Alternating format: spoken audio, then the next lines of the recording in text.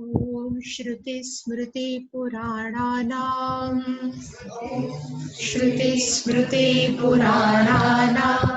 आलयं करुणालयम् नमामि भगवत्पादम् शङ्करं लोकशङ्करम् शङ्करं शङ्कराचार्यं केशवं बादरायणम् सूत्रभाष्यकृतौ वन्दे भगवन्तौ पुनः पुनः ईश्वरो गुरुरात्मेति मूर्तिभेदविभागिने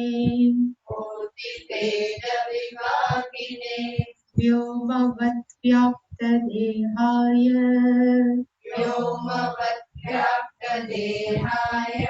दक्षिणामूर्तये नमः।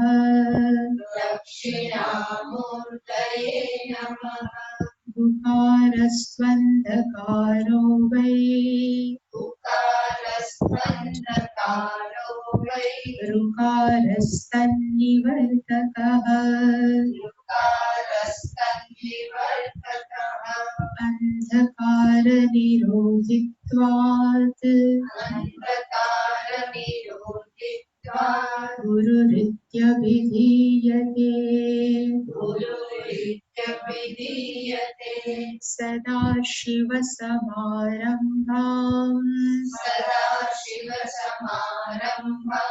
शङ्कराचार्यमध्यमाम् अस्मदाचार्यपर्यन्ताम् वन्दे गुरुपरम्पराम्।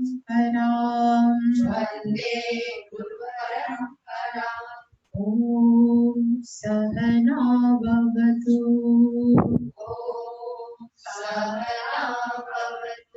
सहनौ भुनक्तु सह वीर्यं करवावहै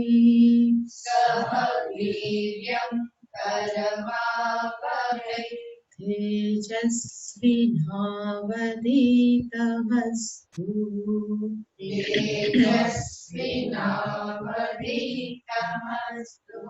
मा विद्विषावहै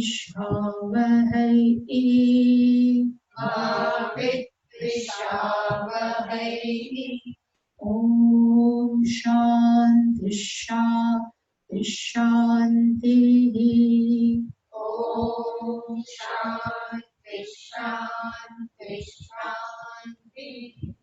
ॐ पूर्णमदः पूर्णमिदं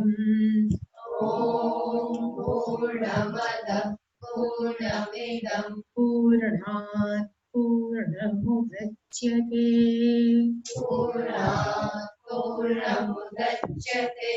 पूर्णस्य पूर्णमादाय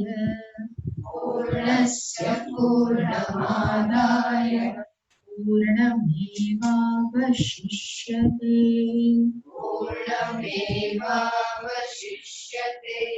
ॐ शान्ति शान्ति शान्तिः।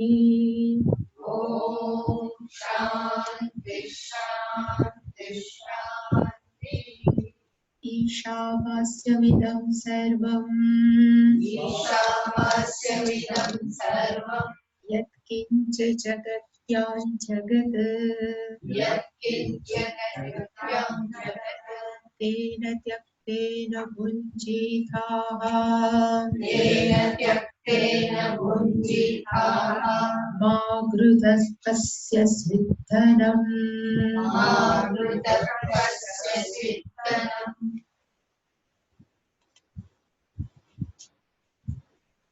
पहली लाइन, जगत्याम जगत આ જગતની અંદર જે પણ ચર છે કે જે અચર છે એ બધી જ વસ્તુ એને કહેવાય યત્કિંચ.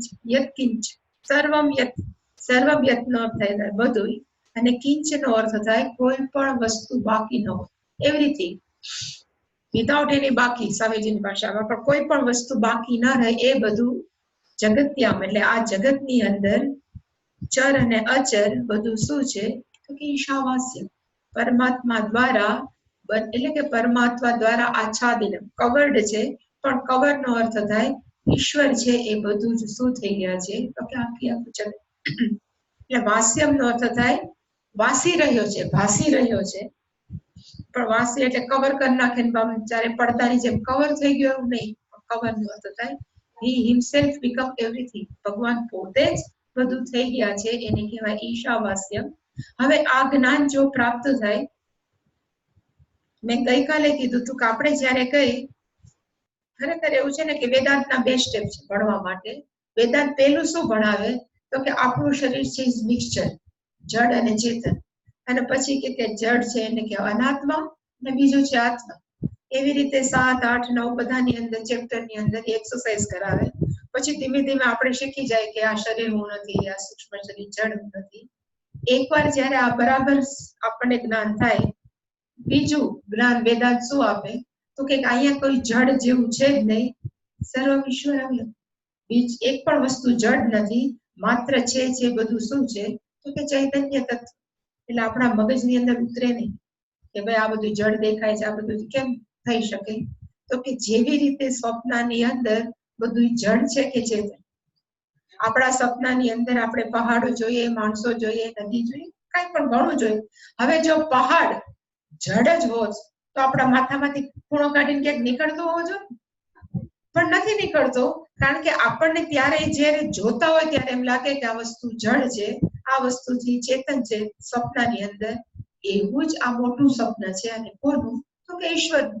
એટલે કે આપણને મગજમાંથી આ શરીર હું છું એનો ખ્યાલ કાઢવા માટે પહેલી એક્સરસાઇઝ વેદાંત શું કરાવે તો કે જડ અને ચેતન જુદા, અને છેલ્લે એમ કે અહીંયા જડ છે જ નહીં, અહીંયા માત્ર શું છે તો કે માત્ર ચૈતન્ય તત્વ છે.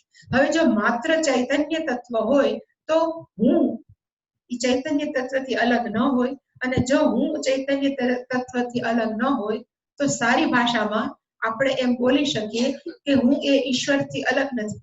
આ એક વાક્ય છે. અથવા બીજું વાક્ય આપણે એમ પણ બોલી શકીએ કે હું ને ઈશ્વર બે એક છે. અથવા ત્રીજું વાક્ય જો હું જ ઈશ્વરથી અલગ ન હોઉં તો હું જ બધું છું. આ 3 વાક્ય સરખા જ છે, પણ ત્રીજું બોલવામાં આપણને તકલીફ પડે કારણ કે આપણને હજી મગજમાં ઉતર્યું નથી. પણ અંતિમ મેસેજ તો એ જ છે કે જો ઈશ્વર બધી જગ્યાએ વ્યાપ્ત હોય તો હું ઈશ્વરથી અલગ ન હોઉં. એ પહેલું વાક્ય થાય. બીજું વાક્ય એ જ વાક્યમાંથી આપણે અર્થ કાઢી શકીએ કે જો હું ઈશ્વરથી અલગ ન હોઉં તો હું અને ઈશ્વર બે એક જ છીએ. અને જો હું ને ઈશ્વર બે એક હોય તો ત્રીજું વાક્ય છે અહમ એવ ઇદમ સર્વમ વ્યાપ્ય. હું જ જે ઈશ્વરથી અલગ નથી એ શું છે તો કે એ જ અંતિમ સત્ય છે. એ જ્ઞાન છે એને શું કરવાનું છે તો કે ભુંજી થા. આ જે જ્ઞાન છે કે હું ઈશ્વરથી અલગ નથી અને આખી આખું જગતમાં ઈશ્વર વ્યાપ્ય હોય તો હું જ આખી બધી જગ્યાએ વ્યાપ્ય છું. એ જ્ઞાન યુ પ્રોટેક્ટ. તારા મગજની અંદર તું આ જ્ઞાનને સાચવ. હવે કેવી રીતે સાચવવું તો કે બીજો બધો કચરો પડ્યો છે એને શું કરવાનું ત્યાગી. એટલે કે અંદર જે પણ છે એને તું છોડી દે. અને જે મેં ગઈકાલે સ્પષ્ટતા કરી એમ આમાં શંકરાચાર્યજી તો સંન્યાસનું જ કહે છે, પણ છતાં પણ ત્યાગ એટલે કેવો તો કે મેન્ટલી ત્યાગ. કે ઘરમાં રહેતા હોવા છતાં હું સમજી શકું કે અહીંયા જે છે એ બધું ઈશ્વર જ છે, તો બધું મારું ક્યાં, એવું મનથી છોડવું એ પણ એક ત્યાગ છે. અને જે સંસારમાં જેને રસ નથી એ બધું છોડીને એમ કે છે કે આ જ્ઞાન છે એને જ મારે રક્ષણ કરવું છે મારા મનની અંદર. I am not interested in any affair. કોઈ પણ જાતના અફેરની અંદર મને રસ નથી. એને પણ શું કહેવાય તો કે ત્યાગ. ગૃહસ્થીઓ માટે માનસિક ત્યાગ અને સંન્યાસીઓ માટે બંનેનું ત્યાગ. એટલે ગણ્યા ન કરે હું 15 થી ન કરે. એટલે સંન્યાસીઓ માટે 2, ગૃહસ્થો માટે. એટલે કે એનાથી તું શું કર તો કે આને આ જ્ઞાનને તું શું કર તો કે રક્ષણ કર. પણ કેવી રીતે તો કે આ બધું જે મારું મારું છે.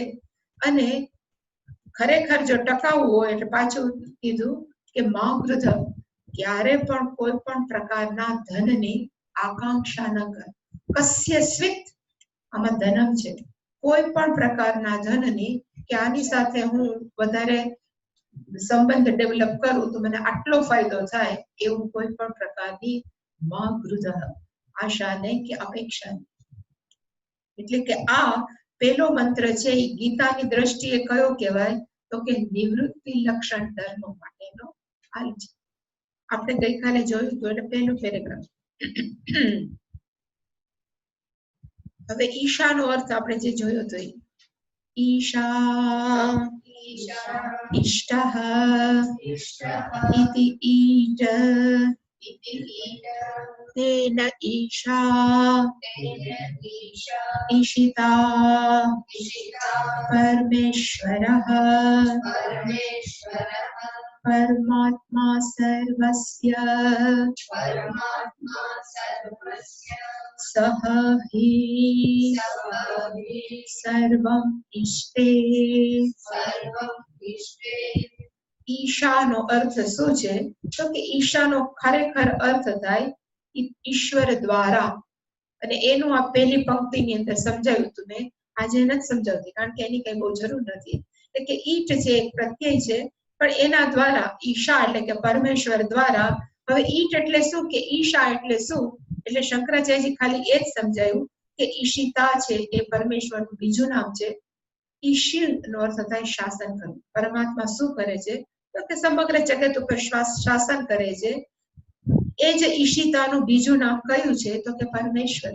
અને પરમેશ્વરનો અર્થ શું તો કે સર્વશ્રેષ્ઠ ઈશ્વર. જે ઇન્દ્ર દેવતા છે, વરુણ દેવતા, બધા જો આપણે ઈશ્વર કહેતા હોય તો આ ઈશ્વર શું છે તો કે આપણે જે મહાદેવ કહીએ દેવાનામ બધે યહ શ્રેષ્ઠ, એવી રીતે બધા ઈશ્વરોની અંદર જે શ્રેષ્ઠ છે એ પરમેશ્વર. અને ચૈતન્ય તત્વ એ કેવું છે તો કે સૌથી શ્રેષ્ઠ. આત્માનો અર્થ થાય ચૈતન્ય. અને કોના છે ભગવાન, એને કીધું સર્વસ્ય. સર્વસ્ય ઈશિતા સર્વસ્ય પરમાત્મા સર્વસ્ય પરમેશ્વર. હવે એ ભગવાન બેઠા બેઠા કરે છે શું, એટલે લખ્યું સહી. સહ એટલે કે તે જ પરમેશ્વર જે ઉપર છે એ સર્વમ ઈષ્ટે, એ બધાના ઉપર શાસન કરે છે. કેવી રીતે શાસન કરે છે? નરેન્દ્ર મોદીની જેમ કે પછી દુબઈમાં કોઈ રાજા છે, કારણ કે સાઉદી અરેબિયામાં બધા રાજાશાહી છે, આપણે બધી લોકશાહી છે. એવી રીતે તો કે ના, એ બધા ઉપર શાસન ઈષ્ટે એટલે કે શાસન કરે છે. પણ કેવી રીતે તો કે પ્રત્યક આત્મતયા, બધાની અંદર શાસન કરે છે. પણ કેવી રીતે તો કે બધાના હૃદયમાં બેઠા બેઠા. એને કહેવાય પ્રત્યક આત્મતયા સર્વમ ઈષ્ટે. અને ક્યાં બેઠા છે? આપણામાં, બીજા કોઈનામાં નહીં તો કે ના, સર્વ જંતુના આત્મા. 84 લાખ જેટલી યોની છે એ બધાના હૃદયની અંદર. આપણું હૃદય મોટું છે, એક મુઠ્ઠી જેવું, બીજાને કાંઈક તો હશે ને, ફૂદડાને પણ હશે કાંઈક. એટલે કે એ બધાના જ એ શું છે તો કે ચૈતન્ય તત્વ. જ્યાં પણ આત્મા આવે, ખરેખર આત્માની વ્યાખ્યા છે આપનોતિ સર્વમ સ આત્મા. જે સર્વ વ્યાપક છે એને કહેવાય આત્મા. એટલે કે ચૈતન્ય તત્વ સર્વ જંતુના, ઈચ એન્ડ એવરી બીઈંગ, બધા જ પ્રાણીઓની અંદર પ્રત્યેક આત્મતયા શું કરે છે તો કે અંદર બેઠેલા ઈશ્વરની માફક. આ ત્રીજી વિભક્તિ છે. આ પણ પ્રત્યેક આત્મતા એ 3/1 એટલે કે ત્રીજી વિભક્તિ. અને એ તેન એ સ્વરૂપ વડે સ્વેન રૂપેણ, પોતાના એ ચૈતન્ય તત્વના રૂપ વડે એ શું છે તો કે આત્મના ઇઝ ઇક્વલ ટુ ઈશા. જે પેલું ઈશા છે એનો અર્થ શું થાય તો કે ઈશ્વર વડે. કોણ ઈશ્વર વડે તો કે આત્મના ચૈતન્ય તત્વ વડે. અને એ શું છે તેન સ્વેન રૂપેણ, ઉદ્દેથી પાછા જાય તો પોતાનું જ વાસ્તવિક સ્વરૂપ છે. પણ બધાના હૃદયમાં છે એ વાસ્તવિક સ્વરૂપ માણસો શું કે તો કે હું પ્રત્યેક આત્મતયા. એનેથી આખું જગત શું છે તો કે વાસ્યમ આચ્છાદનીય. એટલે છેલ્લું છે વાસ્યમ આચ્છાદનીય. આચ્છાદનમ નો અર્થ પાછો કે કવર કરી નાખે છે, ઢાંકી નાખે છે, એવું નહીં. પણ આચ્છાદનનો અર્થ થાય કે આ કપને માટી શું છે તો કે આચ્છાદની, કપને કવર કરી નાખે છે. કવરનું ગુજરાતી શું થાય? It covers everything. વ્યાપી રહી છે. જેવી રીતે માટી છે આ કપને વ્યાપે છે, એને સારી ભાષામાં કહેવાય માટી આ કપને શું કરે છે? આચ્છાદન. એવી રીતે ઈશ્વર આખા જગતને શું કરે છે? આચ્છાદન, વ્યાપી રહેલો છે. હવે કેવી રીતે વ્યાપી રહેલો છે એ બીજું, આ તો આપણે પેરેગ્રાફ જોયું.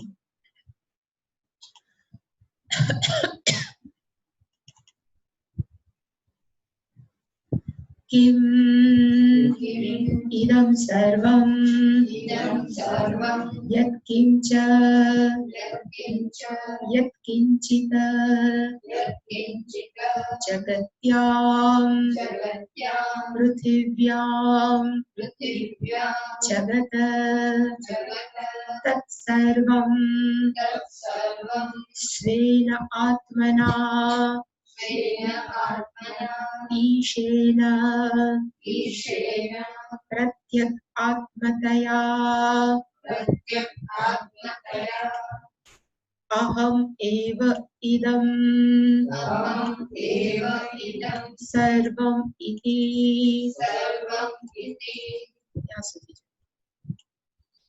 હવે ઇદમ સર્વમ નો અર્થ થાય અહીંયા જે પણ છે એ બધું જ.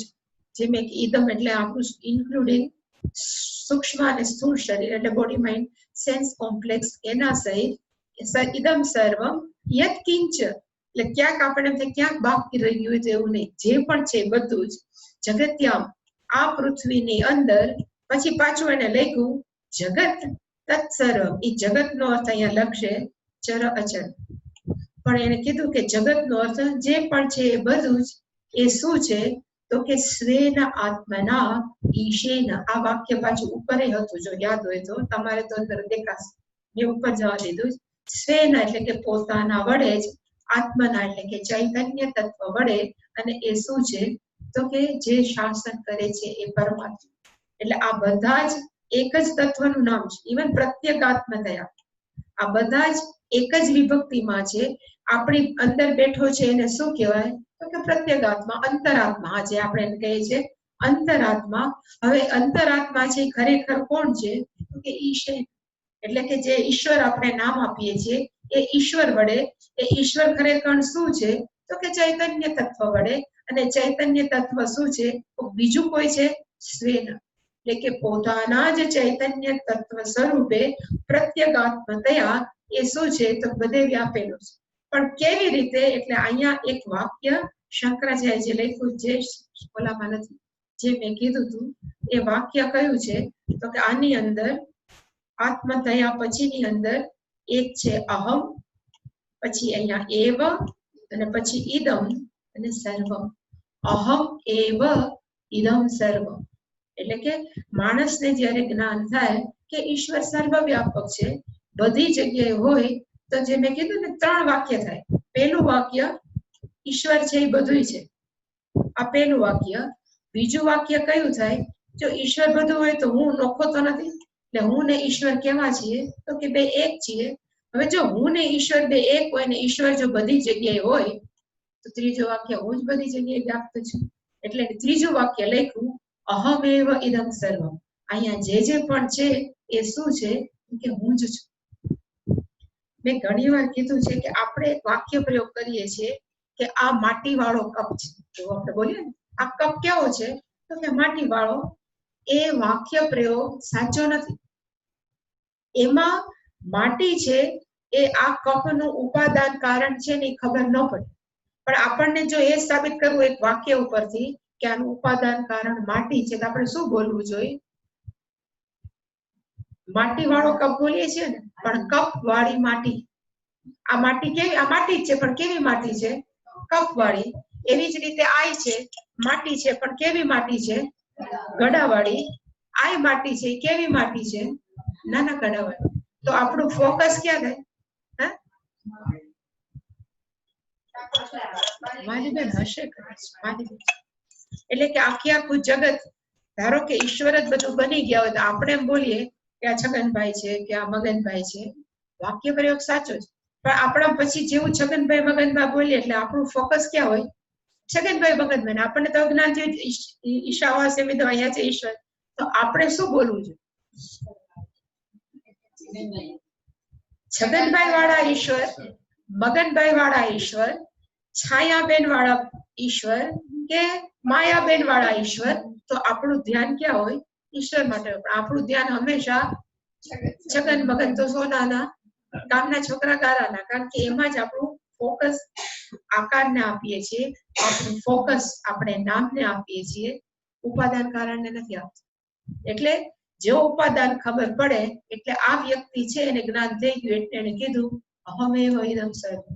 કેમ કે આ તો કેવો અભિમાની છે, અભિમાની નથી, કારણ કે એને હું બોલવું પડે પોતાનું ક્યાંક અભિવ્યક્ત કરવા માટે.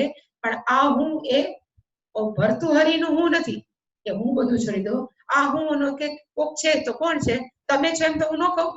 આ જો ના તો તમે છો, તમે છો એમ ન બોલાય. આપણે બોલવું હોય તો સર્વનામ તો હું જ આવે. એટલે જેને જ્ઞાન થાય એટલે એમ કે હું જ ઇદમ સર્વ. અહીંયા જે પણ છે, જો હું ઈશ્વરથી અલગ ન હોઉં તો હું જ ઈશ્વર હોઉં, તો હું જ બધી જ જગ્યાએ શું છું? કે વ્યાપ્ય છે. એટલે શંકરાચાર્યજી લખ્યું અહમ એવ ઇદમ સર્વમ ઇતિ. ત્યાં ખરેખર એક વાક્ય પૂરું થાય એટલે કાકોમાં આવે. પણ હું છે એ કેવી રીતે? હવે એના પછીનું વાક્ય છે, એમાં તમારી જે નવી બુક છે મેં જે તમને આપી છે એની અંદર મૃતમ લખ્યું છે. તમે જો ચેક કરો તો એની અંદર મૃતમ છે, ત્યાં મૃતમ નથી, નૃ છે. નૃ. અમૃતમ નથી, અનૃતમ છે. આપણે કહીએ જો આ ન કરવાનો નૃ છે. Printing mistake.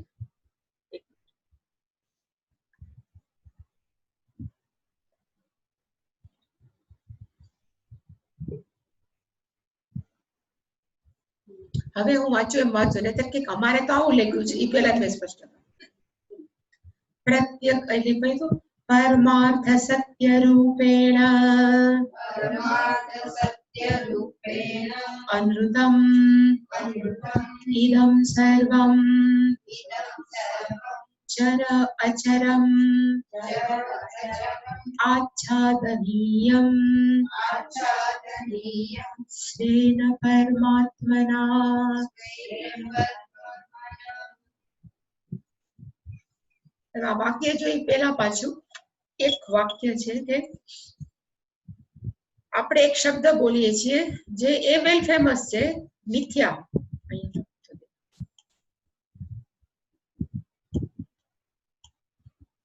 મિથ્યાનો અર્થ શું થાય?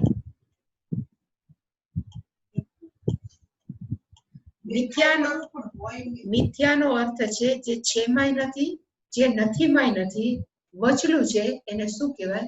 તો કે મિથ્યા. આ ઘડો આપણે કહીએ મિથ્યા, પણ શું કામ મિથ્યા છે? કે એ પોતાના અસ્તિત્વ માટે બીજા ઉપર આધાર રાખે છે. અને કોના ઉપર? તો કે માટી ઉપર. તો જે મિથ્યા છે એનું બીજું નામ સંસ્કૃતમાં છે અનૃતમ. એટલે અહીંયા જે અનૃતમ છે ઇઝ ઇક્વલ ટુ મિથ્યા. તો આપણે જેમ કહીએ કે આ ઘડો તો મિથ્યા છે, તો આનું સત્ય શું છે? માટી. હવે સત્ય એટલે અહીંયા પરમાર્થ સત્ય છે એ શું છે? તો કે ઈશ્વર છે. આખું જગત શું છે? એટલે કે અનૃતમ ને મિથ્યા બેયનો અર્થ એક જ થાય. ઘણી વાર માણસો બધું મિથ્યા છે, પણ આપણે જે વ્યવહાર કરીએ છીએ મિથ્યામાં જ કરીએ છીએ. પણ મિથ્યા છે એ શું છે? તો એક સમજણ છે. ધારો કે આમ કહીએ કે આ શું છે? તો કે મિથ્યા છે. ઘડો શું કામ મિથ્યા છે? તો કે એનું નામ ઘડો છે, એ આકાર ઘડાનો છે, પણ બેઝિકલી તો એ શું છે? તો કે માટી. એનો અર્થ સત્ય આમાં શું છે? તો કે માટી છે, પણ એમાં દેખાય છે એ શું છે? તો કે ઘડો છે. હવે યુઝફુલ શું છે? માટી છે કે ઘડો? ઘડો જ છે. એટલે મિથ્યા છે એ આપણા માટે ઉપયોગી છે, પણ મિથ્યા છે એ અંતિમ સત્ય નથી. માણસો છે પછી મિથ્યા કરી ઠુકરાવી નાખે ને એ બહુ જ ખોટું છે. જગત મિથ્યા જ મિથ્યા જ, પણ તમે બોલ કરો છો એ મિથ્યા જ છે. તો એટલે કે જગતમાં જે પણ વ્યવહાર છે એ બધો મિથ્યા છે. એટલે કે જે મિથ્યાનો અર્થ છે હોવા છતાં it is not ultimate truth. ઘડો છે એ અંતિમ સત્ય નથી. આ ઘડા માટે કહીને માટી અંતિમ સત્ય છે. એવી જ રીતે સમગ્ર જગત પોતાના અસ્તિત્વ માટે કોના ઉપર આધાર રાખે છે? તો કે ઈશેના ચૈતન્ય તત્વને. તો ચૈતન્ય તત્વ શું છે? તો કે સત્ય. જ્યારે આખું જગત શું છે? તો કે મિથ્યા. અને મિથ્યાનું બીજું નામ શું છે? તો અહીંયા જે લખ્યું જે અલાદ શાંતિ પ્રકરણ છે ને માંડુક્ય, એમાં આવે કે જે છેમાંય નથી, જે નથીમાંય નથી, એનું નામ શું છે? તો કે મિથ્યા, અનૃતમ. આપણે અલાદ શાંતિ પ્રકરણ ની અંદર અલાદ એટલે શું? તો લોકો કે ફાયર બ્રાન્ડ. એટલે આપણે ધારો કે ઓલું ફટાકડા ઓલું ફૂલઝર. હવે ફૂલઝર ની અંદર જાત જાતના આકારો છે. હવે એમ કે જાત જાતના આકારો છે એ છે કે નથી? આપણે એમ કે છે, નજરે જ દેખાય છે તો કે છે. હવે એમાંથી આમ ફૂલઝર માંથી આમ બહાર નીકળતા દેખાણા, આમ બટર પટર આમ જેમ આપણે બાલો તો પણ એમ તો પડતા નથી દેખાતા. જતા રહે છે ત્યારે અંદર પાછા લઈ થતા દેખાય નથી દેખાતા, છતાં છે તો ખરા. તો એ જે દેખાય છે એને શું કહેવાય? તો કે મિથ્યા. એને કહેવાય અનૃતમ. એવી જ રીતે જેને આપણે એમ કહીએ કે અમારું શરીર કેવું સરસ છે, આપણે જે કે આપણને બહુ વાલા, એટલે આપણે એમ કહીએ કે તમને તમારું શું વાલું? તો આપણે કહીએ શરીર. એટલે કે તમને હાથ વાલા કે પગ વાલા? સપોઝ આપણે પૂછીએ તો કે એ તમારું શરીરનો ભાગ છે. હું હાથ, એટલે આ હાથ કઈ શરીર નથી. તો કે હાથ શરીર છે કે નહીં?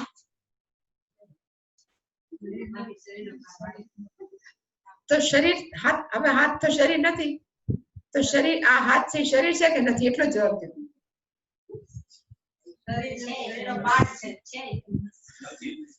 છે નથી. એવી રીતે આપણે એમ કે હું તો ચાલવા જાઉં, આપણે એમ કે સવારે ચાલવા જાય કે બપોરે ચાલવા જાય. એટલે સ્વામી એમ કેતા કે ચાલવું કોને કયો છો? જમણો પગ ઉપાડી નીચે મૂકવો એ ચાલવું છે કે પાછલો પગ ઉપાડી મૂકવો? કોઈ પણ વસ્તુને જ્યારે આપણે વ્યવસ્થિત રીતે સમજાવી ન શકીએ એનું નામ મિથ્યા. કોઈ પણ વસ્તુને, મારું શરીર, કોક કે આ મારી આંખ છે, આંખ તો આપણે તરત દેખાય. હવે આપણી અંદર ડોળો છે એ આંખ છે કે બહારનું વ્હાઈટ છે એ આંખ છે? કે ઉપરની પાપણ છે એ આંખ છે કે આખી આમ ભાગ છે એ આંખ છે? તમે કોઈ પણ વસ્તુને ક્રમબદ્ધ, આ છે તો આ છે તો આવું થવું જોઈએ, યુ કેન નોટ ડિફાઇન. જો આપણે ન ડિફાઇન કરી શકીએ તો એ બધું જ શું છે? તો કે મિથ્યા. હવે ધારો કે આપણે એમ કહીએ કે આ ઝાડ કેવું સરસ છે. તો ઝાડ શું?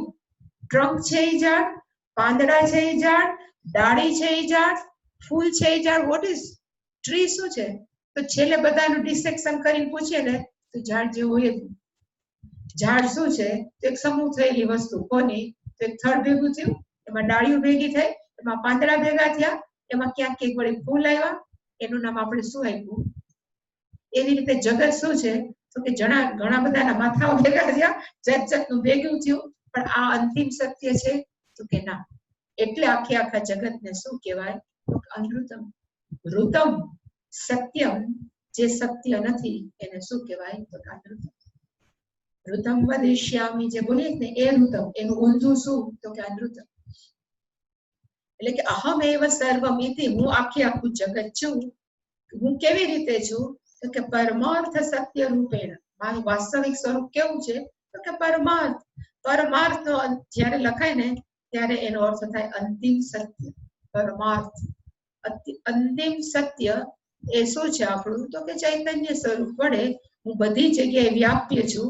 પણ બીજું બધું ઇદમ સર્વમ, આ જે નજરો દેખાય છે એમાં નજરે નજર શું દેખાય છે? તો કે બે જ વસ્તુ છે, ચર અચર. હવે આપણે કહીએ કે આપણે કહેવાય ને સૂર્ય છે એ ચર છે કે અચર?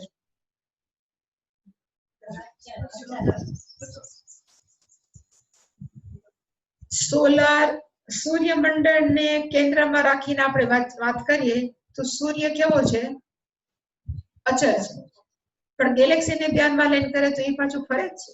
એટલે કે દુનિયાની કોઈ પણ વસ્તુ છે એ એક રીતે ભલે દેખાય ચર છે પણ બધી મૂવેબલ જ. પણ તોય એને લખ્યું, આપણે એમ કહીએ કે હિમાલય કેવો છે? તો કે ચર. પણ ખરેખર હિમાલયની અંદર કેટલા ફેરફાર થાય? અચર જ છે. પણ છતાં પણ દુનિયાની અંદર બે જ વસ્તુ આપણે ફેરવીએ, એક મૂવેબલ છે, એક નોન મૂવેબલ છે. એટલે એક ભૂગર્ભના ચર ગુજરાતી શું થાય? ફરવો વાળો, ન ફરે એવું. હા, અમુક વસ્તુ ફરે એવી આપણે બધા માનીએ કે પ્રાણીઓ ફરે છે, અને અમુક વસ્તુ કેવી છે જે ફરતી નથી. હા, એટલે સ્થાવર છે ને એક જંગમ છે. જંગમ એટલે કે ફરતી રહે, અને જે અચર નો અર્થ થાય જે ન ફરે, એ બધું જ વસ્તુ કેવી છે? તો કે ખરી રીતે અનૃતમ. એ વાત એ વાસ્તવિક નથી. એ બધી કેવી છે? તો કે મિથ્યા. હવે અનૃતમ છે તો કોકના ઉપર તો ડિપેન્ડ કરે ને. જેવી રીતે મિથ્યાની વ્યાખ્યા કરી કે પોતાના અસ્તિત્વ માટે બીજા ઉપર આધાર રાખે, તો આ બધું ચર અચર છે એ જો મિથ્યા હોય કે અનૃતમ હોય તો કોના ઉપર આધાર રાખે છે? હવે એકદમ સર્વ કોના ઉપર આધાર રાખે? તો કે મારા ઉપર. એટલે હું એટલે આ XYZ વાળું શરીર વાળો હું નહીં, શરીર વગરનો, મન વગરનો, સૂક્ષ્મ શરીર વગરનો એવો હું. એનાથી આખું જગત કેવું છે? આચ્છાદનીય. આખું જગત છે એ શું છે? એનાથી બનેલું. અને એ જ કોણ છે? પરમાત્મા. આપણે જેમ બોલીએ છીએ અહમ વૃક્ષસ્ય રેરિવા કીર્તિ પૃષ્ઠંગિ રેરિવા. હવે એમાં જે બોલે છે ને ત્રિશંકુ નામના એક મહારાજ બોલે છે, અને એ મહાત્માને જ્ઞાન થયું કે હું ચૈતન્ય તત્વ. જેવું એને જ્ઞાન થયું કે હું ચૈતન્ય તત્વ છું, એટલે એને કીધું અહમ વૃક્ષસ્ય રેરિવા. આખા સંસાર વૃક્ષનું કારણ હું છું. પણ એ જયારે બોલે છે ત્યારે ત્રિશંકુના નામે નથી બોલતા. એ કેવી રીતે બોલે છે? હું એક ચૈતન્ય તત્વ. એવી રીતે અહીંયા પણ જે બોલે છે કે અહમ ઇદમ સર્વમ, અને હું આખા જગતમાં આચ્છાદનીય. પણ એ કેવી રીતે? તો કે પરમાર્થ સત્ય રૂપે નતું છગન મગન. એટલે અહીંયા જે યાદ રાખવું કે આ કેવી રીતે છે? તો કે મારું અંતિમ સત્ય. અંતિમ સત્ય કેવું છે? તો કે પ્રત્યેગાત્મા ચૈતન્ય રૂપે હું જ આખા જગતની અંદર શું છું? તો કે વ્યાપ્ત છું. એ અંતિમ સત્ય છે આખા જગતનું. ઇવન વેદાંતનું ઓકે તું કોણ છો? તો કે તું પૂર્ણ. એમ જ કે છે કે વેદાંતનો છેલ્લો સંદેશો કયો છે? તો કે તું મર્યાદિત નથી, તું પૂર્ણ. આપણે માનીએ કે આ શરીરમાં બહુ ખોટ છે. આપણે માનીએ કે આપણા મનની અંદર જાતના વિચારો નથી આવતા, એક વાંધો છે. પણ ચૈતન્ય તત્વની દ્રષ્ટિએ આપણે કેવા છીએ? તો કે સર્વવ્યાપક, એક પણ પ્રકારના મર્યાદા વહી, સર્વવ્યાપક એ હું છું. એને કહેવાય પરમાર્થ સત્ય. એ જ અંતિમ સત્ય છે. હવે આનાથી વધારે કઈ ભણાવવાનું ન હોય. અમારે બરોડામાં બેન છે, પેલા તો ભણાવતા હતા, હવે ખબર નહીં કે ભગવાન કરવાનું કે જે વ્યક્તિ ખરેખર ઉપાસના કે જ્ઞાન પ્રાપ્ત ન કર્યું હોય તો એ વ્યક્તિને છે ને જ્ઞાન પચે નહીં. એ બેને નહીં તો 15-20 વર્ષ આ ભણાવ્યું વેદાંત. પણ છેલ્લે જયારે અત્યારે આડે પાટે ચડ્યા તો કે વેદાંત થી પણ એક ઉત્તમ ગ્રંથ બહાર પડ્યો છે. એ 5મો વેદ છે, ને આ ભણો ના ભણો, પણ એનો અર્થ કે એ વેદાંત ની સમજત નથી. કારણ કે સર્વવ્યાપક પ્લસ નથી પોસિબલ, શક્ય જ નથી. પણ જો એ બોલતા હોય એનો અર્થ કે 15 વર્ષ ભણાયું એ શું કહેવાય? આપણે ગુજરાતી ભાષામાં ઢાંકણીમાં. આપણે કે આ ભણ્યું છે બધું ઢાંકણીમાં. કારણ કે જે વ્યક્તિનું માઇન્ડ તૈયાર ન હોય, ઘણી વાર એવું હોય પર્સન બુદ્ધિશાળી હોય, ઇન્ટેલેક્ચ્યુઅલ હોય, એને આ બધું સમજાય જાય, બોલતા બોલતા આવડી જાય, બોલવા માંડે. પ્રોફેસરની જેમ બધું ભણાવી દે. હવે ભણાવે એનો અર્થ એવું નથી કે એને જ્ઞાન પ્રાપ્ત થયું. એટલે હું દર વખતે ચોખવટ કરું છું કે આપણે બોલીએ છીએ ઇન્ફોર્મેશન છે, જ્ઞાન નથી. જ્ઞાન કોને કહેવાય? જ્યારે આપણો વ્યવહાર બદલે. કોની સાથે? તો કે બધાય. જેવો આપણા વ્યવહારની અંદર ક્યાંક સંકુચિતતા આવી એનો અર્થ કે હું જુદો ને પેલો જુદો માનું છું. એટલા માટે આ જયારે આ કીધું અહમ એવ ઇદમ સર્વમ આચ્છાદનીયમ, એનાથી અંતિમ મેસેજ બીજું કાંઈ નથી કે હું જ એક વ્યાપક તત્વ છું. હવે આ જ્ઞાનને આપણે શું કરવાનું છે? પાલય થા. એ હતો ને ભૂંજી થા. આ જ્ઞાનને સાચવવાનું છે. એટલે હવે એના પછીનો ધારો કે એના પછીનો આ પેરેગ્રાફ એવો છે કે ધારો કે માણસ એમ કે તમે બધા કયો છો કે તું પૂર્ણ છો, પણ મને તો ખબર છે ને આપણે તો બહુ બંધાય છે કે આપણામાં બહુ પ્રોબ્લેમ છે, ઘણી બધી છે. એટલે શંકરાચાર્યજી એનું કારણ આપે કે આવું શું કામ આપણને લાગે છે. યથા ચંદન અગરવા દેહે ઉદક આદિ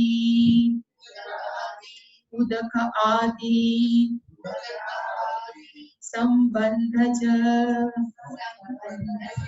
ક્લેદ આદિજમ ઔપાધિકમ દૌર્ગંધ્યમ. ત્યાં સુધી જોઈએ. હવે ચંદન નું સારામાં સારું લાકડું હોય એટલે આમાં એક્ઝામ્પલ શું આપ્યું પછી આ વાક્ય જોઈએ. અને એક અગર કહીએ આપણે, અગરની અગરબત્તી એમાંથી જ નહીં, એક અગર નામનું ઝાડ થતું, બહુ સુગંધ આવતી. હવે એમાંથી અગરબત્તી બનાવે એટલે પેલા એમ કીધું કે અગર છે અગર. હવે આપણે અગરબત્તી જ ના પડતું પણ છે આપણે ઓલું ન કહે કોલગેટ. અમારે છે ને આપણે નાના હતા એટલે ઘણા બધા કોલગેટ જ કરતા. હવે ક્લોઝઅપ આવી ગયું, ઘણું બધું ન હોય. પણ ધારો કે કોઈ ગામડાના માણસ કે જે ભણેલા ગણેલા ન હોય ને એને કહે કે તું શું કરે છે, બ્રશ શેનું કરે, તો કે ક્લોઝઅપ કોલગેટ કરું છું. એટલે ટૂથપેસ્ટ ન બોલે પણ શું બોલે, ક્લોઝઅપ કોલગેટ. એટલે Colgate is equal to toothpaste, એટલે એ કરું છું. એવી રીતે આપણે પણ અગરબત્તીને એવું જ કર્યું છે કે આ ચંદનની અગરબત્તી છે, આ ફલાણાની ગુગળની અગર તો એક ઝાડનું નામ છે કે જેમાંથી આપણે બાળીએ ને સુગંધ આવતી, એટલે એનું નામ અગર. હવે એમાંથી આપણે જાત જાતનું જે બનાવીએ એને કે અગરબત્તી.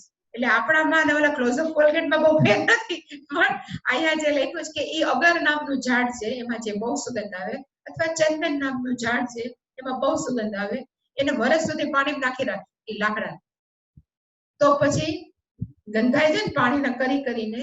હવે એ જે ગંધાઈ ગયેલું ચંદનનું લાકડું છે એ એનું વાસ્તવિક સ્વરૂપ છે, એનું આકસ્મિક સ્વરૂપ છે? આકસ્મિક છે. એ અહીંયા લખ્યું છે. હવે આપણે જોઈએ. એટલે આમાં લખ્યું છે યથા, એટલે કે જેવી રીતે ચંદન, એટલે કે ચંદનનું ઝાડ, આમાં છે અગર અહીંયા રેપ છે ને અગર, આ દેહ. એટલે બીજા કેટલા એવા ઝાડ છે જેમાંથી સુગંધ આવતી હોય. અમે એક ઓલું ઝાડ જોયું હતું જયારે આપણે ત્યાં ગયા હતા, નર્મદા પરિક્રમા ગયા ત્યારે, સાચું સિંદૂર, રીતસર અડે તેમાંથી સિંદૂર. હવે સિંદૂર ના કેમિકલ જ આવે, પણ એ ઝાડને આમ જરાક કરીએ ને તો રીતસર સિંદૂર, તરત સિંદૂર જેવું. ફૂલમાંથી સીધું સિંદૂર થાય, પણ અહીંયાથી કઈ છે જ નહીં. આપણે તો બધા કેમિકલ જ લગાડી ભગવાનને જે લેપડા કરીએ. પણ એવી રીતે એવા ઘણા ઝાડ હતા. એટલે આદેહ નો અર્થ થાય એવા ઘણા ઝાડો જેની અંદર નેચરલ સુગંધ હોય.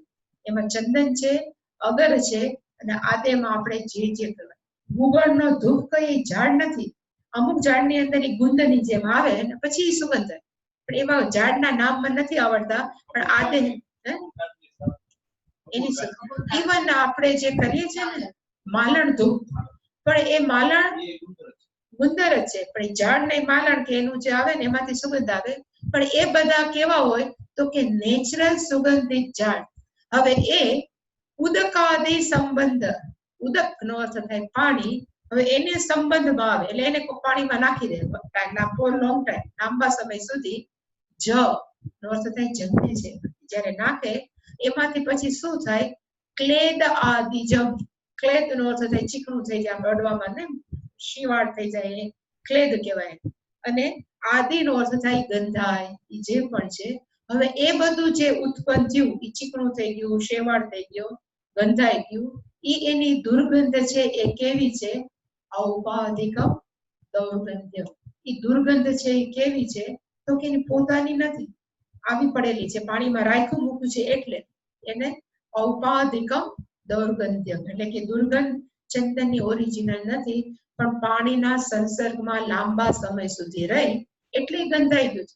પછી એને ઘસવી નાખ્યા, એમાંથી કાઢી નાખીએ, કોરો કરીને ઉપરું ચીકણું હોય ને ઘસા કરીએ તો એની ઓરિજિનલ સુગંધ પાછી આવે. એટલે એને પાછું લખ્યું એના પછીના સેન્ટેન્સ ની અંદર શંકરાચાર્યજી, તત્સ્વરૂપ નિકર્ષણેન આચ્છાદ્યતે સ્વેન પારમાર્થિકેન ગંધેન. હવે એને જ્યારે તત્સ્વરૂપ નિઘર્ષણમ, એને ઘસી નાખી, ગમે એને તે આપણે કાચ કાગળ લઈ ગમે એમ કરી તત્સ્વરૂપ જે ગંધાઈ ગયું હોય એને શું કરવાનું, નિર્ઘર્ષણ. પછી પાછું આચ્છાદયત, એમાંથી વળી પાછું બહાર નીકળે શું નીકળે તો કે પારમાર્થિકેન ગંધેન, એટલે કે એ પાછું પોતાની વાસ્તવિક ગંધથી પાછું શું થઈ જાય, આચ્છાદયતે, પાછું ઘેરાઈ જાય, પાછું એનામાંથી ઓરિજિનલ સુગંધ આવવા માંડે. કારણ કે સુગંધ છે એનું સહજ સ્વરૂપ છે, ગંધ એનું સહજ સ્વરૂપ નથી. એવી જ રીતે આપણે બધા, હવે આ તો શું કહેવાય, એક્ઝામ્પલ ઉપરથી જે આપે ને કે દ્રષ્ટાંત, પેલું દ્રષ્ટાંત હતું, હવે આપણે બધા કહેવાય દાષ્ટાંત. આપણે બધા શું માનીએ, મરી ગયો, હું કરવા વાળો, હું આવો થઈ ગયો, એ બધું આપણું માનવું એ શું છે, ઔપાધિકમ, વાસ્તવિક નથી. એ આપણું ઔપાધિકમ છે. આપણે આપણી જાતને શરીરની મર્યાદામાં માની લીધા છે, એટલે નથી વાસ્તવિકમ. એટલે શંકરાચાર્યજી હવે લખે છે એના પછી તદ્વત એવ હિ, અહીંયા છે તદ્વત, એવી જ રીતે, તદ્વત ચંદનની જેમ, તદ્વત એવ હિ સ્વાત્મની અધ્યસ્તમ સ્વાભાવિકમ કર્તૃત્વ ભોક્તૃત્વ આદિલક્ષણમ જગદ્વૈત રૂપમ જગત્યામ પૃથ્વીયામ. તદ્વત એટલે કે એવી જ રીતે, જેવી રીતે ચંદન ને અગર ઝાડ છે ગંધાઈ જાય, એવી જ રીતે સ્વાત્મની, આપણે આપણી જાતની અંદર શું કર્યું છે, અધ્યસ્ત, આરોપણ કર્યું છે. જેવી રીતે આપણે કહીએ ને કે દોરડાની અંદર આપણે સાપનું શું કર્યું, તો કે આરોપણ. જેવી રીતે છીપલાની અંદર આપણે ચાંદીનું શું કર્યું, તો કે આરોપણ. એવી જ રીતે સ્વાત્મની અંદર આપણી જાતની અંદર, ચૈતન્ય તત્વની અંદર, ઊંચું ની અંદર આપણે શું કર્યું, આરોપણ. સ્વાભાવિકમ કર્તૃત્વ ભોક્તૃત્વ, અમારે કરવું જ જોઈએ ને, મને માણસો મારે, ઈ જે માનવું ની કર્તૃત્વ છે. એવી જ રીતે આ તો મારા કર્યા તમારે ભોગવવા જ પડે ને, ઈ જે આપણે બોલીએ કે મારે અનુભવવા પડે, એનું નામ શું છે, તો કે ભોક્તૃત્વ. આવું આપણે શું કામ બોલી નાખીએ છીએ, કારણ કે આપણે આપણી જાતને 60 કિલોના આ આકારના આ નામના જ માનીએ. પણ વાસ્તવિક સ્વરૂપ તો કેવું છે, તો કે ઇદમ એવ અહમ એવ ઇદમ સર્વ, એ આપણે ભૂલી ગયા. અને એની અંદર આપણે શું આરોપણ કર્યું, તો કે કર્તૃત્વ ભોક્તૃત્વ. અને શું કામ કર્યું, જે મેં ગઈકાલે કીધું કે એક શબ્દ છે, એનું નામ છે ઉપાધિ. એ આમાં નથી દોરી, એક સરસ મેં દોર્યું ઉપાધિ.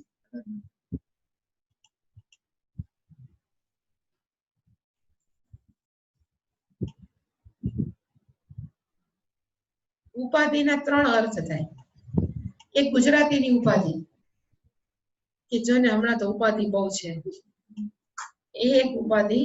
એક હિન્દીની ઉપાધિ, આજે આ ભાઈને MA ની ઉપાધિ પ્રદાન કરવામાં આવે છે, એટલે ડિગ્રી. એક ઉપાધિનો અર્થ થાય હિન્દીમાં ડિગ્રી. એક વેદાંતની ઉપાધિ છે, આપણને રસ કેમાં છે, તો કે વેદાંતની ઉપાધિ. હવે એને ખરેખર એ અર્થ થાય ઉપ સમીપમ આગત્ય સસ્ય રૂપમ દત્વા. એનું નામ શું છે, તો કે ઉપાધિ. અહીંયા ક્રિસ્ટલ નથી, એક આ શિવલિંગ આપને ઉપમ સમીપમ આગત્ય, જો ઈ તો આપણને બધાને ખબર છે, ઘરે ઘરે જે હોય ને એના ઉપાધિ. પ્રોબ્લેમ હે આગત્ય દત્વા સસ્ય રૂપમ.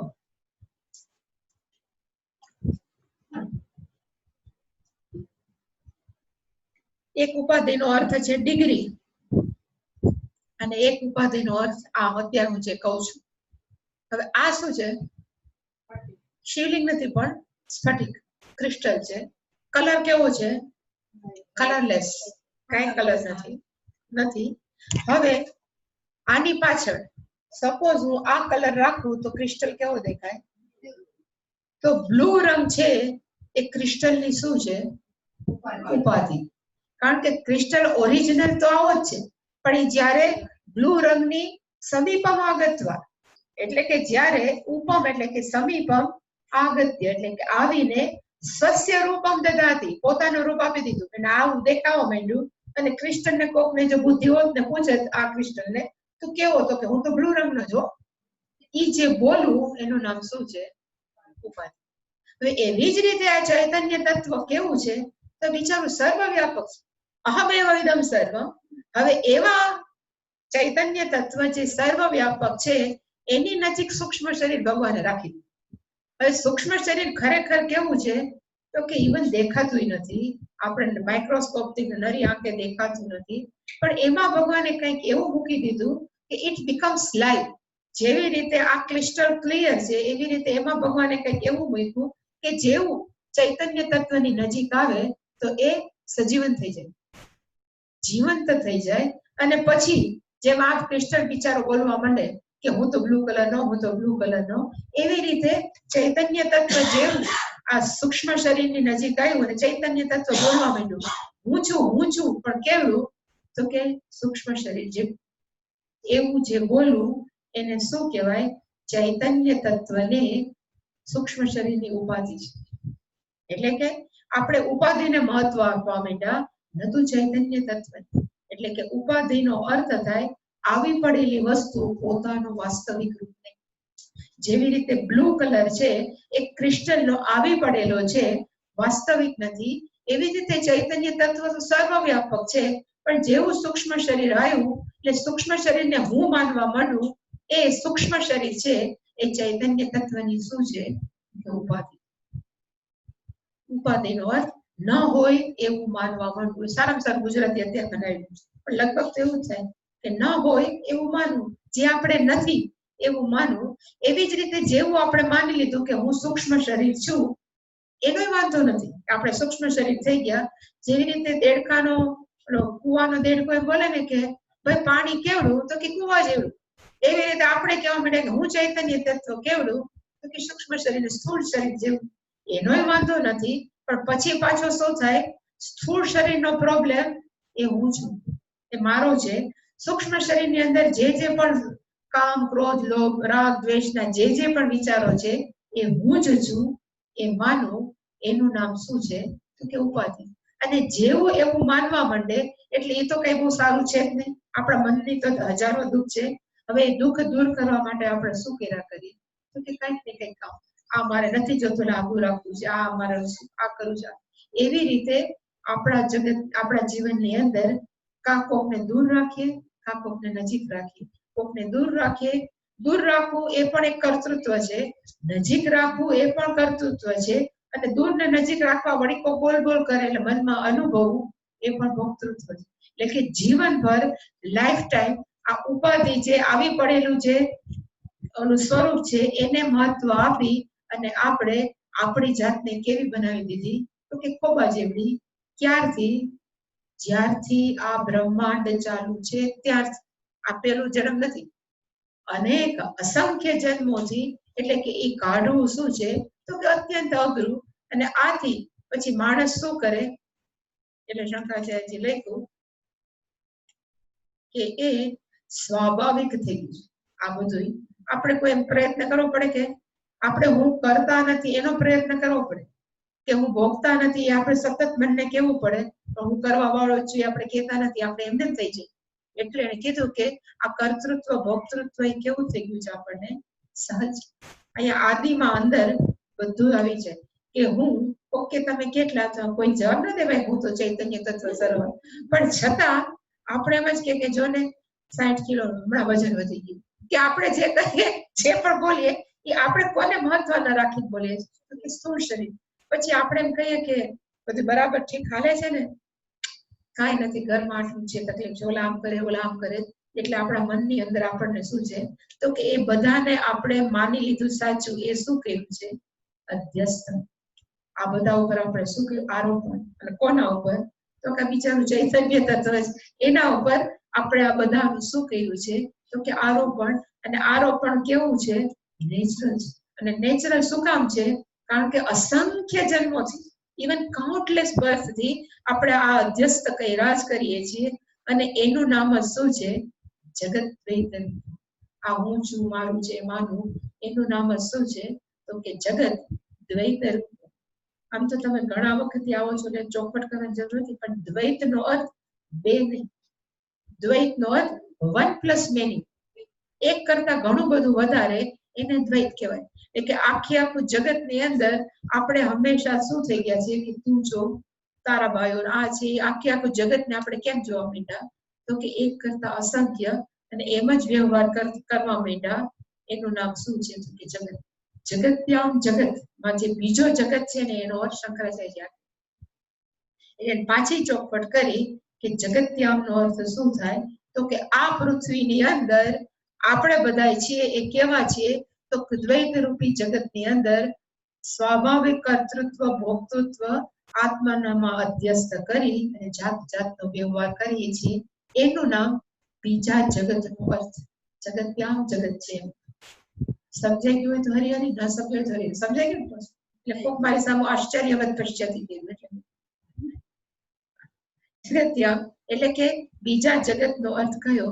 તો કે આખું જગત જેને આપણે સાચું માનીએ છીએ, હું આ છું તે છું. એટલે હવે શંકરાચાર્યજી પાછી ચોખવટ કરી કે જગત્યામ એટલે શું? જગત્યામ ઇતિ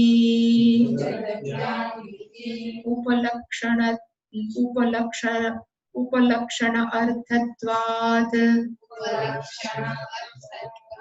સર્વમ એવ નામ રૂપ કર્માખ્યમ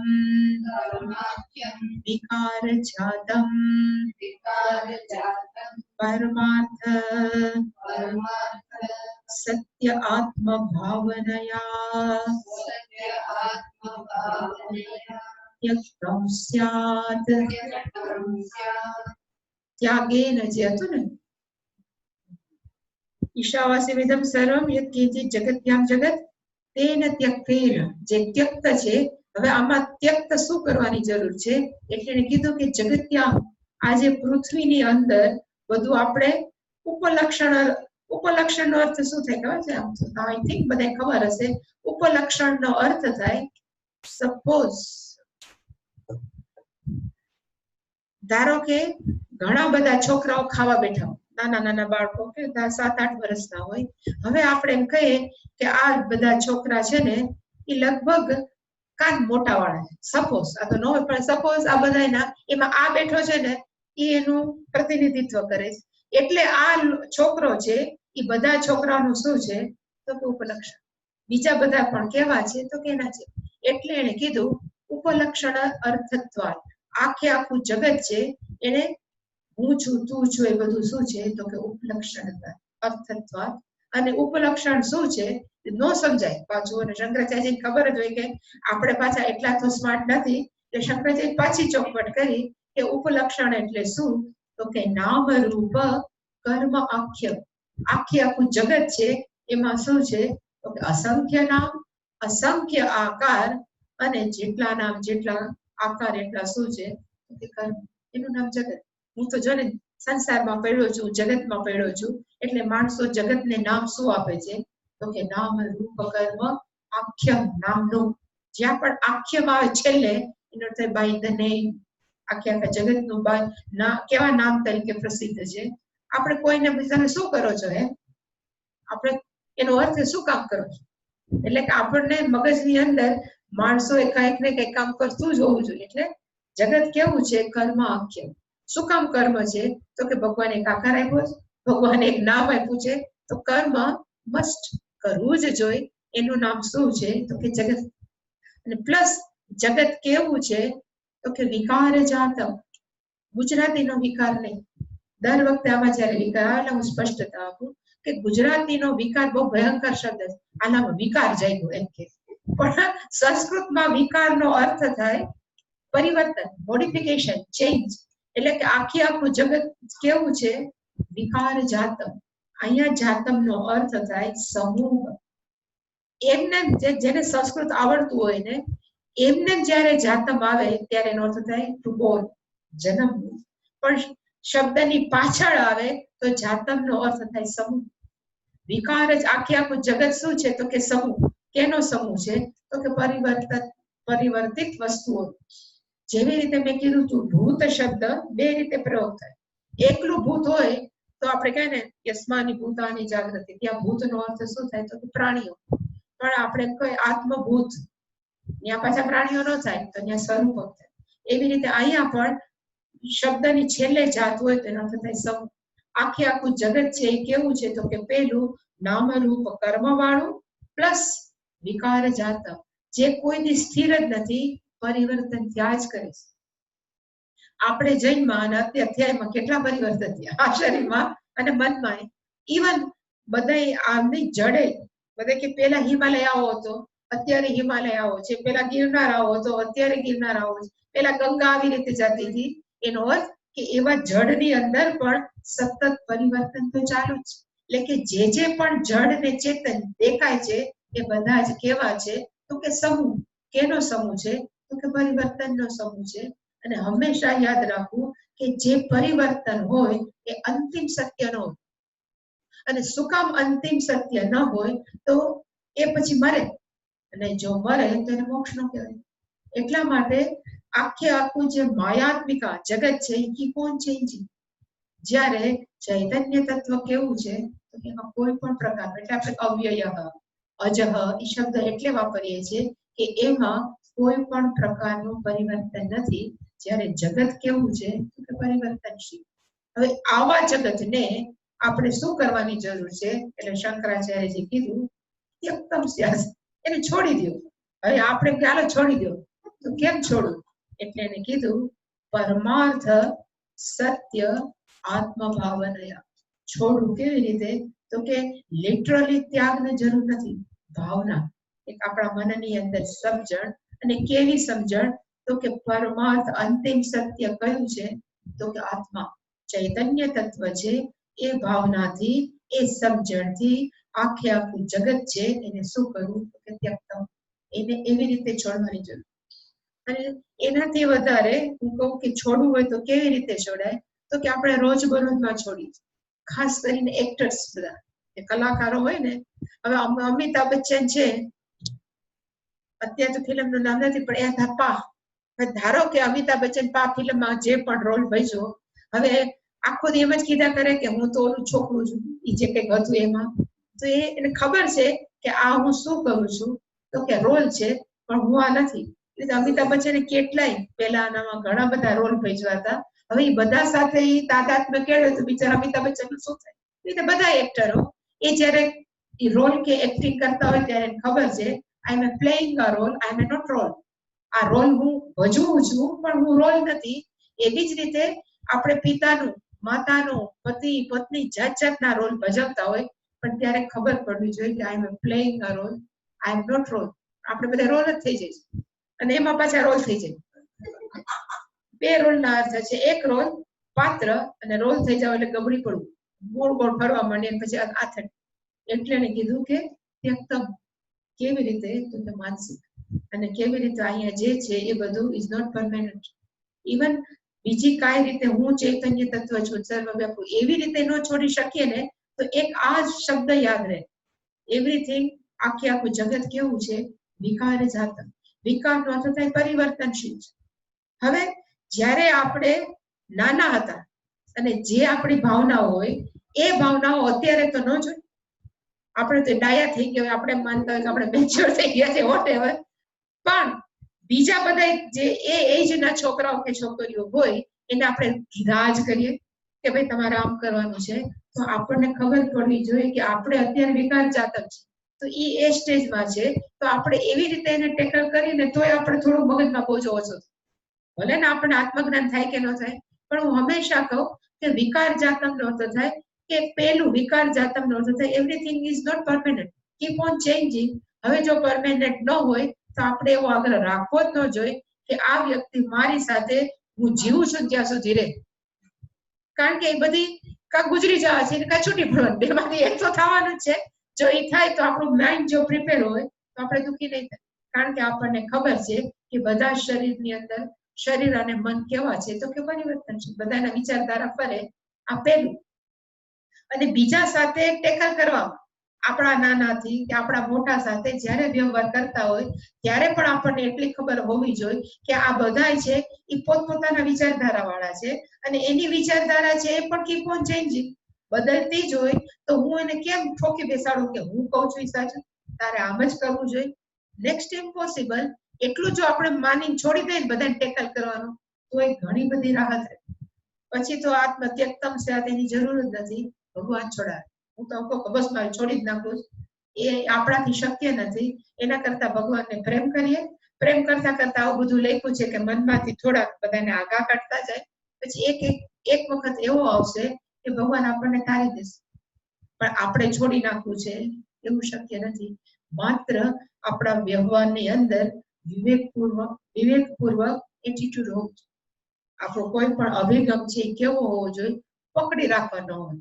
માણસો હંમેશા એક પકડી રાખે, હું કહું છું તો આમ જ થવું જોઈએ. શક્ય જ નથી, કારણ કે બધા સતત, ઇવન આજે સુઈને કાલે ઉઠ્યો હોય ત્યાં મગજ ફરી ગયા હોય, મૂડ ન હોય, તો પછી આપણે બીજાને તો કેમ ચેન્જ કરીએ? એટલા માટે થઈ જસ્ટ ત્યક્તમ. માણસોને મનથી શું કરવું જોઈએ? સત્યાત્મ ભાવના ન થાય તોય હાલે કે આ બધા આત્મા છે, આ છે, તે છે. ખાલી એક જ કે આ બધા જ કેવા છે, ઈ પણ ચેન્જ. આ તો કહેવાય ને કે આ એને કે રિલેટિવલી વી કેન ત્યક્ત. આપણે આપેક્ષિક રીતે આ બધા છોડી શકીએ, પણ પરમેનન્ટ છોડવા હોય તો પણ એના માટે હું હંમેશા એક ઉદાહરણ આપું કે એક વસ્તુ સ્થિર હોવી જોઈએ પરિવર્તન માટે. સપોઝ રોડ છે ને સ્થિર છે, રિલેટિવલી કહું છું, પાછું એમ કે પૃથ્વી તો ફરે છે, હમણાં કોઈ બોલે ખરા, એટલે હું કહું છું કે રોડ રિલેટિવલી સ્થિર છે તો વાહન દોડે છે. જેવી રીતે પાટા સ્થિર છે તો ટ્રેન દોડે છે. એટલે કે કોઈ પણ વસ્તુ એક સ્થિર હોય તો જ પરિવર્તન શક્ય છે. બીજું બધું દોડ્યા કરે. એટલે ઓલી આંગળો નાખ્યો છે, કઈ વ્હીલ ની અંદર આંગળી શું કામ નાખી હતી કે આંગળી સ્થિર હોય તો ઓલું વ્હીલ ફરે. કે કોઈ પણ વસ્તુને ફરવા માટે એક તો એક વ્હીલ હોવું જોઈએ જે હંમેશા સ્થિર રહે. એવી રીતે આખું જગત જો ફરતું હોય તો there is something જે ક્યારે ન હલતું હોય, જે સ્થિર હોય. એ કોણ છીએ? તો કે આપણે ચૈતન્ય તત્વ બોલવાની જરૂર નથી, આપણે છીએ. પણ આપણાથી ગળે ઉતરતું નથી. પણ અંતિમ સત્ય તો આ જ. પણ એ ન થાય કારણ કે એ કરવું બહુ અઘરું છે. એટલે એને શંકરાચાર્ય એમ જ કીધું કે પરમાર્થ સત્ય આ બધું છોડવું. આમ મેં કીધું એ બીજી રીતે છોડાય, પણ એમ આપણે ન છોડી શકીએ કારણ કે આપણું એટલું માઇન્ડ હજી પ્રિપેર નથી. છતાં છોડવું હોય તો કેમ છોડાય? તો કોક આપણી આપણે ડોળા કાઢે તો આપણે માનવું કે અત્યારે પરિવર્તનશીલ જગતની અંદર મગજમાં ડોળાનું આવ્યું છે, લેટ ઇટ બી, ખસી જવાનું. બીજી વખત ડોળા નહીં કાઢે. પછી આપણે ડોળા જ યાદ રાખીએ એવું ન થાય. એટલે કે આવી રીતે જો આપણે યાદ આવું આપણે બિહેવિયર, એટલે કે આપણા મગજમાં પછી યાદ રાખે કેવા ડોળા કાઢ્યા, એ રાખીને પછી આપણે બીજે દિવસે કે ત્રીજે દિવસે જો એવો વ્યવહાર કરીએ તો આપણે કેવા કહેવાય? અવિવેકી. પણ જો આપણે વિવેકી હોય તો કે અત્યારે ડોળા કાઢવાનો મૂડ છે, વિકાર જાતનું સ્વરૂપ છે, તો બીજી રીતે પરિવર્તન થશે જ. Why should I attach to only ડોળા? એવી રીતે કોક ખીજાવા માંડે, કોક રાડું પાડવા માંડે, કોક વિચિત્ર વર્તન કરવા માંડે, ત્યારે માનવું કે આ પણ પરમેનન્ટ નથી, વળી પાછું ક્યારેક ડાયું તો થશે જ. એવું જે વિચારવું એને કહેવાય ત્યક્તમ. આ વિચારવું એ ત્યક્તમ છે. આ હું બોલું છું આમ હાસ્યાસ્પદ છે, પણ ખરેખર એકવાર વિચારશો તો મનની અંદર છોડવા માટે આ એક જ સોલ્યુશન. આપણે we can not change the world. હું હંમેશા કહું કે જો આખું જગત બદલાવી શકતું હોય ને તો ભગવાનમાં મહાભારત યુદ્ધ ન થાય. ભગવાને કેટલી ટ્રાય કરી હતી, વિષ્ટિ કરવા ગયા હતા ને દુર્યોધન એને જેલમાં નાખવા. હવે જો ભગવાન દુર્યોધનને ન સમજાવી શક્યા તો આપણે સામાન્ય માણસ છીએ, બીજાને કેમ સમજાવી પરિવર્તન? We can not change. માત્ર આપણે શાંત રહેવું હોય કે સ્વસ્થ રહેવું હોય તો શું કરવાની જરૂર છે કે all are keep on changing. બધા બદલા કરે, મૂડ બદલા કરે, સ્વભાવ બદલા કરે. આપણને ખબર છે કે એ બદલા કરે. આપણે જોવાનું મારે નથી બદલવું. કારણ કે આજે સવારે અમે કોક સાથે હું વાત કરતી હતી ફોનમાં, કે ફલાણાએ આમ કર્યું, આપણે આટલું બધું કર્યું તો એને તો આમ ન કર્યું, ફલાણાનું મેં આટલું બધું કર્યું તો એને. મેં કીધું આપણે આપણી જવાબદારી કરવાની. આપણે એવી આશા રાખવાની જરૂર નથી કે મેં આટલું આના માટે કર્યું તો આને આટલું કરવું જ જોઈએ. એ જો છોડી દે ને તો આપણે કર્યું છે એનું હંમેશા સંતોષ. એને કહેવાય આપણા મનને આપણે શું કર્યું તો કે વેચ્યું. અને બાકી બધું તો શું છે તો કે બધા છે. ઘણી વાર આ પોલિટિક્સ ની અંદર ઘણી વાર છૂટા પડે ભેગા થતા વિકાર જતા વિમત છે ને. આ યુપી ની અંદર બાદતાથી અત્યારે બધા સંગઠન કરીને એક પક્ષ ઉભો કર્યો, વિકાર જતા બધાની બુદ્ધિ જુદી તોય ભેગા થાય. એવી રીતે બધાની બુદ્ધિની અંદર વિચારો જુદા હોય, જાત જાતનું કરતા હોય, વિકાર જતા. Let it them do vote ever they like. આપણે શું કામ એમ પડવું જોઈએ? આપણે એટલું વિચારવાનું કે મારા તરફથી એક પણ એવું વર્તન ન થવું જોઈએ કે આપણી સામે કોઈ આંગળી ચીંધી શકે. બસ એટલું હોવું જોઈએ. બીજું જેને જે કરવું હોય ઊંધા પછી જગ ઉપરથી કૂદકા મારે, આપણે બીવાની જરૂર નથી. કારણ કે આપણે કહી શકીએ whatever I do perfect. એટલું જો કરી શકે બીજાને જેમ જેમ કરવા દે ને તો આપણે સ્વસ્થ રહી શકીએ. નહીતર હંમેશા અંદરથી આપણે કેવા હોય દુઃખી થાય ખોટે ખોટા. જો ને આવું છે આવવાના છે જે આપણે શું કરી શકવાના? એને કહેવાય ત્યક્તમ. મનથી છોડવું એને કહેવાય ત્યક્તમ. સમજણ પૂર્વક હું જ આ ચૈતન્ય તત્વ છું એ તો આપણને ક્યાં જન્મમાં થશે, પણ અત્યારે તો આપણે આટલું કરી શકીએ. ત્યક્તમ સ્યાત. એના પછી હવે આ જ્ઞાન છે, આ બધું છોડી દેવાનું છે. એ 5 મિનિટ સુધી રાખવાનું, 5 મિનિટ પછી છોડી દેવાનું, કારણ કે 5 મિનિટ પછી ક્લાસ પૂરો થાય. એટલે એને કીધું પાલય થા, આ ગુંજી થા, એટલે કે આ જ્ઞાન છે એ સાચવવાનું છે. અને કેવી રીતે સાચવવાનું? શંકરાચાર્ય બહુ સરસ આર્ગ્યુમેન્ટ થોડીક જોશું. एवं ईश्वर आत्मभावनया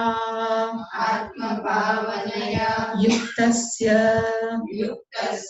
पुत्र आदि एषणात्रय संन्यासः एव अधिकारः न कर्मसु. કારણ કે આ પહેલો શ્લોક છે મેં કેના માટે કીધો હતો? નિવૃત્ત લક્ષણ માટે, એટલે કે સંન્યાસી માટે. એટલે શંકરાચાર્યએ કીધું કે એવમ ઈશ્વર આત્મભાવનયા યુક્તસ્ય મનુષ્યસ્ય. એવો વ્યક્તિ, યુક્તસ્ય એટલે કે જોડાયેલો, પણ કોણ જોડે? તો કોઈ માણસ જ હોય. એટલે યુક્તનો અર્થ થાય એવો માણસ જે આ ભાવનાથી જોડાયેલો છે. કઈ ભાવનાથી? અહીંયા જે છે બધું ઈશ્વર છે, હું ઈશ્વરથી અલગ નથી, અને ત્રીજું હું જ બધું છું. એવા ભાવનાથી જે જોડાયેલો છે એ વ્યક્તિએ શું કરવું જોઈએ? એટલે એને કીધું સંન્યાસ. એને ત્યાગ કરવો જોઈએ. કોનો ત્યાગ કરવો જોઈએ? તો કે પુત્ર આદિ એષણાત્રય. પુત્રેષણા, વિત્તેષણા, લોકેષણા. માણસોને હવે તો માણસો સારા થઈ ગયા છે, ને તો પેલા દીકરો જ જોતો. અને દીકરો શું કામ જોતો? તો મરું તો અગ્નિ સંસ્કાર આપે. પણ હવે તો છોકરીઓ આપે, દીકરી આપે છે, એટલે કઈ પ્રોબ્લેમ નથી. પણ અને ઇવન પહેલાના જમાનામાં ઘઉં વખત પહેલા એવું હતું, એવું બૃહદારણ્યકમાં આવ્યું છે, એટલે હું કહું છું કે એક ગૃહસ્થ પિતા હોય એને એક નક્કી કર્યું કે હું આટલું અનુષ્ઠાન કરીશ મારા જીવતામાં. હવે અનુષ્ઠાન કરતા કરતા એનો દેહ પડી ગયો. સપોઝ એ ભાઈ મરી ગયા, હવે અનુષ્ઠાન તો બાકી રહી ગયું, એને અમુક વર્ષોમાં કંઈક થયું હોય નથી. એટલે એને ત્યારે મરતી વખતે વિચારતા જાય કે જેટલો મારો પોર્શન બાકી રહી ગયો છે ને, મારો દીકરો કરશે. અને જો એનો દીકરો સારો હોય, જો એનો દીકરો એના પિતાનું અનુષ્ઠાન કરે તો પુણ્ય એના પિતાને થાય. એવું શાસ્ત્રની અંદર નિયમ છે. એટલે લખ્યું કે પુત્ર પેલા બહુ માંગતા. હવે તો કોઈને પુત્ર જોઈતી, શું કામ જોઈશે ખબર ને, પણ પેલા પુત્ર એટલે માંગે કે ભાઈ અમે ધારો કે અગ્નિહોત્ર કર્યું છે, અગ્નિહોત્ર ની આટલા મેં નિયમો લીધા, હું કરીશ. અને થયું ભગવાનનું કરવું ને ગુજરી ગયો છતાં પણ એમ કેતા જાય તો આ છે એ આટલું પૂરું કરશે, ઓલો વચન આપે કે આવી ડુ. તો એ જે કરે તો બધું જ પુણ્ય ફાધર ને જાય, ન ટુ સન. એટલા માટે થઈ હવે એવું પણ મારે નથી જોતું. તેને કહે પુત્ર ત્યાગ, એષણા ત્યાગ. એટલે કે માને પુત્રમાં રસ નથી. લોકેષણા, બધા મારી વાહવા કરે. આપણને વાહવામાં રસ હોય તો બધા મને એપ્રિશિએટ કરે, તું તો બહુ સારો, કે તું તો બહુ સારી. એ જે આપણી ઈચ્છા છે ને એને કહે લોકેશ. એ બધાના કઈ છાપામાં નામ નથી આવતું, એ બધાની તકતીઓ નથી લાગતી, છતાં પણ 5 માણસની વચ્ચે આપણને એમ થાય કે આપણે જરાક કોક મને એમ કે તો બહુ સારું. એ જે મનના વિચારો એને કહેવાય એષણા, લોકેષણા. ખ્યાતિની પ્રસિદ્ધિની ભાવના એને કહેવાય લોકેશણા, અને છેલ્લું રોકડા વિદેશણા. ગૃહસ્થ છીએ તો અમારી પાસે આટલા પૈસા તો હોવા જ જોઈએ. એષણાનો અર્થ થાય ઈચ્છા. આ 3 ઈચ્છા સંન્યાસ, એના બધાનું શું કરવું જોઈએ તો કે છોડવું જોઈએ. કોને છોડવું જોઈએ? શંકરાચાર્ય લખ્યું કે એવો માણસ જે પહેલી લાઈન છે ને, ઈશાવાસે વિદમ સર્વમ, કે અહીંયા જે બધું ઈશ્વર છે, હું ઈશ્વરથી અલગ નથી અને હું જ ઈશ્વર છું, હું જ વ્યાપ્ત છું, એવા ભાવના વાળા યુક્ત વાળા મનુષ્ય જ, બીજા કોઈ નહીં. હાલો હું લઈ લીધું એમ નહીં, એટલે એને ચોખવટ કરી. એ વ્યક્તિએ જ સંન્યાસ એવ અધિકાર, એનો અધિકાર, એનો રાઈટ, એને શું કરવું જોઈએ તો કે આ 3 એષણા છોડી અને ન કર્મ, એના કર્મ કરવાની અંદર અધિકાર નથી. એનો અધિકાર શેમાં છે તો કે બધી રિસ્પોન્સિબિલિટી ત્યાગ છોડવાની અંદર. આવતીકાલે ઓમ પૂર્ણમદ પૂર્ણમિદં પૂર્ણાત પૂર્ણમુદચ્યતે પૂર્ણસ્ય પૂર્ણમાદાય પૂર્ણમેવાવશિષ્યતે. ઓમ શાંતિ શાંતિ શાંતિ. હરિ ઓમ. શ્રી